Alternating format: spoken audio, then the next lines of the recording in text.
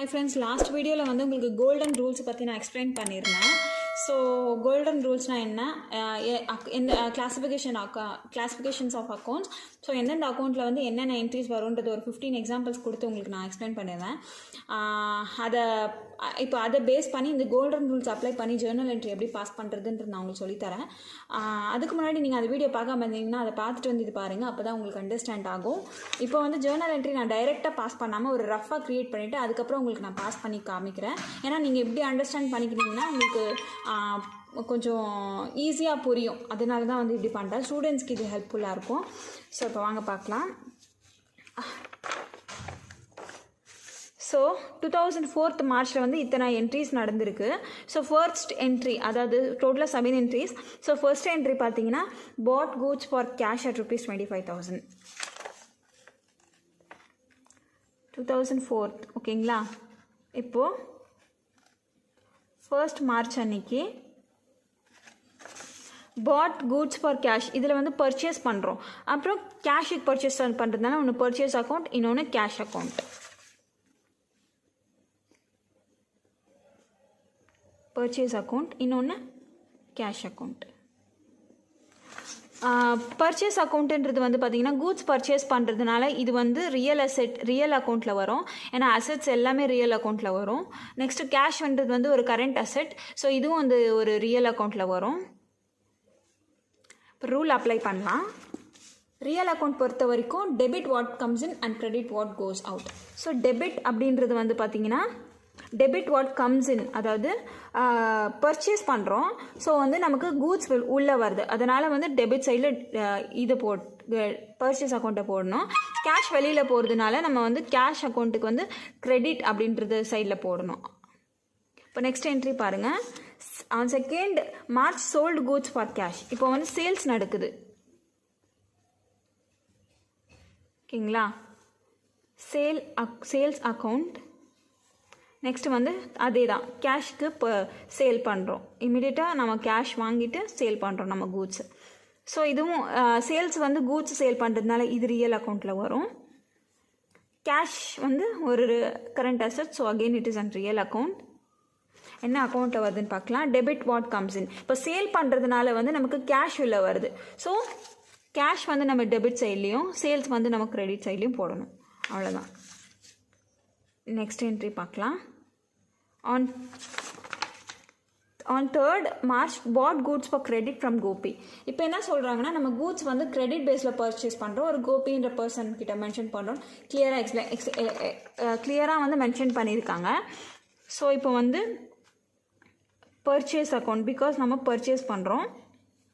Next வந்து கோபின்ற person கிட்ட நம்ம வாங்குறதுனால கோபி அக்கௌண்ட் க்ரியேட் பண்ணணும். பர்ச்சேஸ் அக்கௌண்ட் வந்து பார்த்தீங்கன்னா உங்களுக்கு கூட்ஸ் பர்ச்சேஸ் பண்ணுறது அகெயின் வந்து real account. Individual person, Gopi name வந்து இண்டிவிஜுவல் பர்சன் நேம். ஸோ இது வந்து ஒரு பர்சனல் அக்கௌண்ட். இப்போ எது டெபிட் எது கிரெடிட்ன்றது பார்ப்போம். இப்போ இங்கே என்ன நடக்குது அப்படின்னு பார்த்தீங்கன்னா பர்ச்சேஸ் பண்ணுறோம். கூட்ஸை வந்து நம்ம கிரெடிட் பேஸில் பர்ச்சேஸ் பண்ணுறோம். ஓகேங்களா? ஸோ இப்போ கூட் வந்து நமக்கு உள்ளே வருது. ஸோ ரியல் அக்கௌண்ட்டை பொறுத்த வரைக்கும் debit what comes in. So இது நம்ம டெபிட் சைடில் போடணும். இப்போ கூட் வந்து நம்ம கிரெடிட் பேஸில் பர்ச்சேஸ் பண்ணுறதுனால கிரெடிட் வந்து நம்ம கொடுக்க வேண்டியது இருக்குது. அதாவது நமக்கு நம்ம காசை வந்து ரீபே பண்ணணும் ஃப்யூச்சரில். ஆனால் அதுக்கான பெனிஃபிட்டை இமீடியட்டாக நம்ம ரிசீவ் பண்ணுறோம். ஓகேங்களா? இப்போ பர்சனல் அக்கௌண்ட்டை பொறுத்த வரைக்கும் கிரெடிட் த கிவர், அதாவது கிரெடிட் வந்து நமக்கு யார் கொடுக்குறது அப்படின்னு பார்த்தீங்கன்னா கோபின்றது. அதனால் நம்ம வந்து இதை வந்து கிரெடிட் சைடில் போடணும். நெக்ஸ்ட்டு வந்து ஆன் 5th அதாவது 5th வந்து பார்த்தீங்கன்னா sold goods on credit to Robert at rupees 8,000. அதாவது வந்து கூட்ஸை வந்து நம்ம கிரெடிட் பேஸில் வந்து சேல் பண்ணுறோம் ராபர்ட்ன்ற பர்சனுக்கு. ஸோ வந்து இப்போ சேல் அக்கௌண்ட் க்ரியேட் பண்ணோம். நெக்ஸ்ட் வந்து ராபர்ட் அக்கௌண்ட் அவங்க மென்ஷன் பண்ணியிருக்காங்க யாருக்கு நம்ம சேல் பண்ணுறோன்றத. ஸோ வந்து சேல் வந்து கூட்ஸ் சேல் பண்ணுறதுனால அகைன் இந்த ரியல் அக்கௌண்ட். ராபர்ட் இது வந்து ஒரு பர்சனல் அக்கௌண்ட்.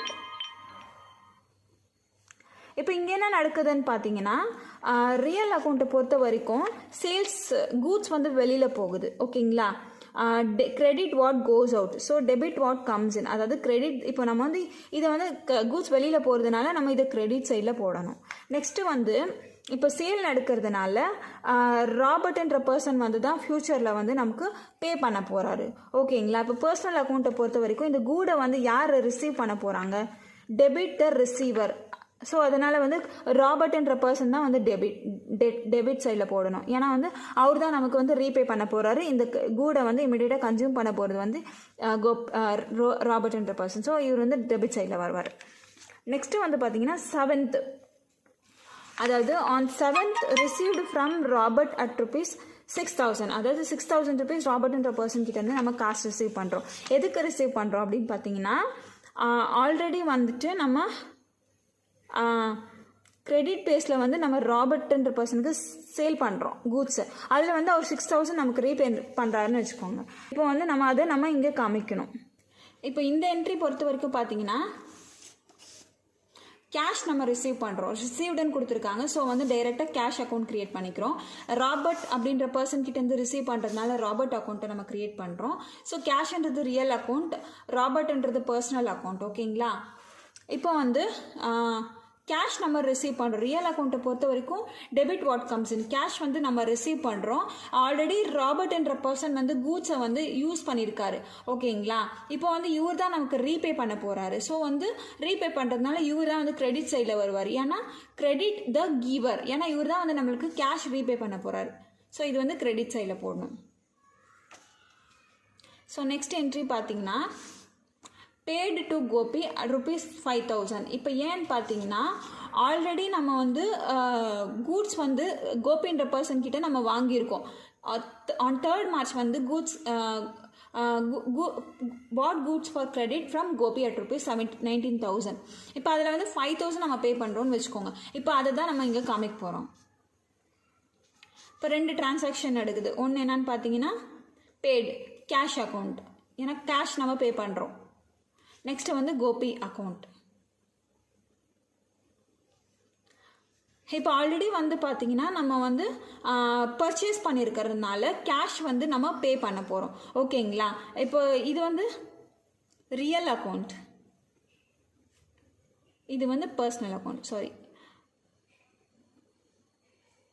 இப்போ எது டெபிட் எது கிரெடிட்ன்றதை பார்ப்போம். ரியல் அக்கௌண்ட்டை பொறுத்த வரைக்கும் கேஷ் வந்து நம்ம பே பண்ணுறோம். ஓகேங்களா? So credit what goes out. இப்போ வந்து இது நம்ம கிரெடிட் பண்ணுறோம். இப்போ கோபின்ற பர்சன் வந்து நமக்கு என்ன சொல்கிறது, ஆல்ரெடி நமக்கு கூட்ஸை நமக்கு கொடுத்துருக்காரு.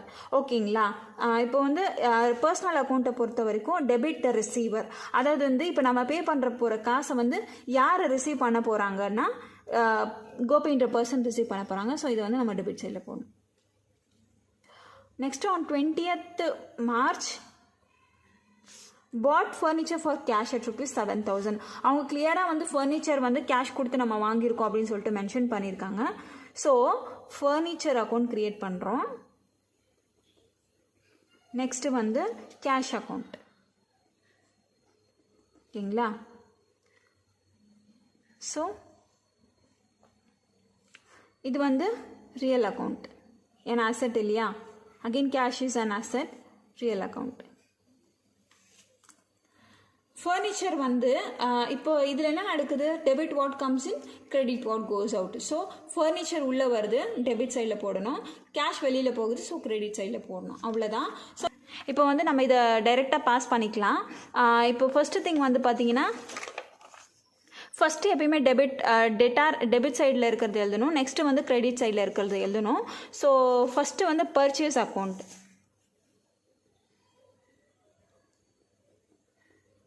பர்ச்சேஸ் அக்கௌண்ட் டெட்டார் எவ்வளோ? 25,000. நெக்ஸ்ட்டு வந்து cash account to cash account 25,000 credit சைடில். Being goods purchased for cash. Next entry பார்க்கலாம். 2nd March வந்து சேல்ஸ் நடக்குது. ஸோ கேஷ் பேஸில் நம்ம சேல் பண்ணுறோம். ஸோ ஃபஸ்ட்டு திங் வந்து கேஷ் வந்து நம்ம ஃபஸ்ட்டு போட்டுக்கணும். கேஷ் அக்கௌண்ட் டேட்டார் எவ்வளோன்னு பார்த்தீங்கன்னா ஃபஸ்ட்டு திங் வந்து பார்த்தீங்கன்னா சேல்ஸ் இங்கே 2nd மார்ச் அன்றைக்கி சேல்ஸ் நடக்குது. ஸோ கேஷ் அக்கௌண்ட்டு டேட்டா சைடில் போட்டுக்கிட்டு நெக்ஸ்ட்டு வந்து sales account to sales account நான் உங்களுக்கு புரிகிற மாதிரி இங்கே வச்சுக்கிறேன்.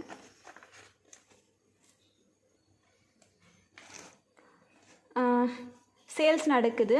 ஸோ கேஷ் அக்கௌண்ட் ஃபஸ்ட்டு டேட்டார் நான் பாஸ் பண்ணுறேன். நெக்ஸ்ட்டு வந்து சேல்ஸ் அக்கௌண்ட் வந்துட்டு 50,000 ட்ரான்ஸ்ஃபர் பண்ணிடலாம். பீயிங்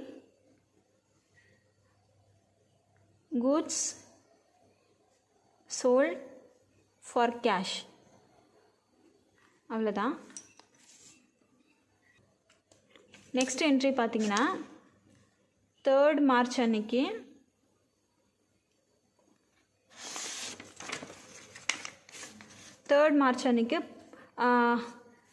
பர்ச்சேஸ் பண்ணுறோம். So purchase account debtor 19,000. Next வந்து Gopi account to Gopi account அவ்வளோ 19,000. ஸோ இது வந்து நம்ம கிரெடிட் பேஸில் தான் நம்ம வந்து பர்ச்சேஸ் பண்ணுறோம் இல்லைங்களா, அதை நம்ம மென்ஷன் பண்ணோம். Being goods purchased on credit from Gopi's account.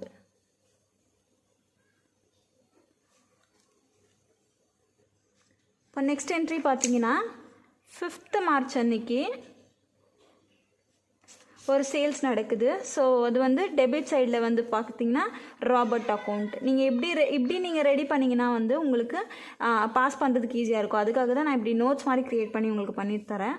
So இது டெபிட் சைடில் போடணும். எவ்வளோ பார்த்தீங்கன்னா 8,000 rupees. Next to sales account 8,000 being goods sold on credit to Robert.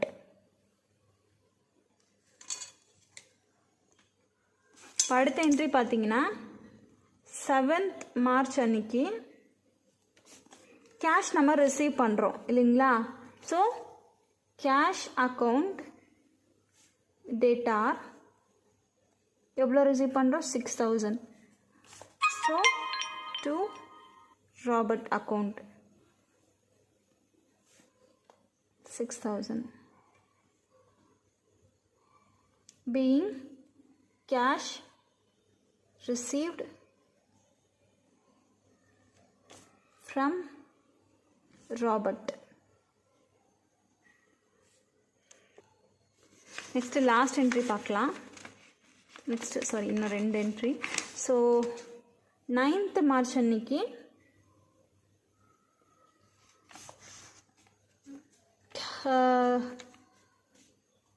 இது என்ன என்ட்ரி, பே டு கோபி. நம்ம வந்து கேஷ் வந்து பே பண்ணுறோம் ஓகேங்களா.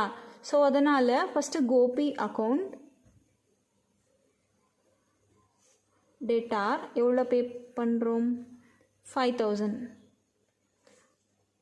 யாருக்கு நெக்ஸ்ட்டு வந்து டு கேஷ் அக்கௌண்ட். நம்ம வந்து கேஷாக பே பண்ணுறதுனால cash account 5,000 being cash paid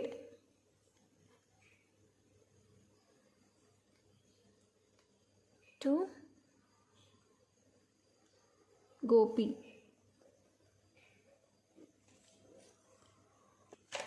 இப்போ லாஸ்ட் என்ட்ரி பார்க்கலாம். 20th மார்ச் அன்னைக்கு நம்ம ஃபர்னிச்சர் பர்ச்சேஸ் பண்ணியிருக்கோம். So furniture account debtor to cash account எவ்வளோ, இது 7,000. ஸோ அவ்வளோதான். உங்களுக்கு இது புரிஞ்சிருக்கும்னு நான் நினைக்கிறேன். ஜேர்னல் என்ட்ரி இன்னொரு மெத்தட்லேயும் நம்ம இது வந்து நான் எக்ஸ்பிளைன் பண்ணியிருக்கிறது பார்த்திங்கன்னா கோல்டன் ரூல்ஸ் யூஸ் பண்ணி, பட் இது கொஞ்சம் கன்ஃபியூஷனாக தான் இருக்கும். இன்னொன்று மாடர்ன் அப்ரோச்சும் இருக்குது. அதை நீங்கள் பேஸ் பண்ணி நீங்கள் ஜேர்னல் என்ட்ரி பாஸ் பண்ணாலும் உங்களுக்கு ஈஸியாக புரியும். நான் அதையும் எக்ஸ்பிளைன் பண்ணுறேன். ஸோ நெக்ஸ்ட் வீடியோவில் வந்து உங்களுக்கு நான் மாடர்ன் அப்ரோச் வச்சு எப்படி ஜேர்னல் என்ட்ரி பாஸ் பண்ணுறதுன்றது நான் சொல்லித்தரேன். ஸோ இந்த வீடியோ உங்களுக்கு பிடிச்சிருந்துன்னா மறக்காமல் என்னோடய சேனல் சப்ஸ்கிரைப் பண்ணிவிட்டு ஃப்யூச்சரில் வர வீடியோஸ்க்காக நோட்டிஃபிகேஷன் பட்டன் ப்ரெஸ் பண்ணிக்கோங்க. ஸோ இன்னொரு நல்ல வீடியோவில் நான் பார்க்குறேன்.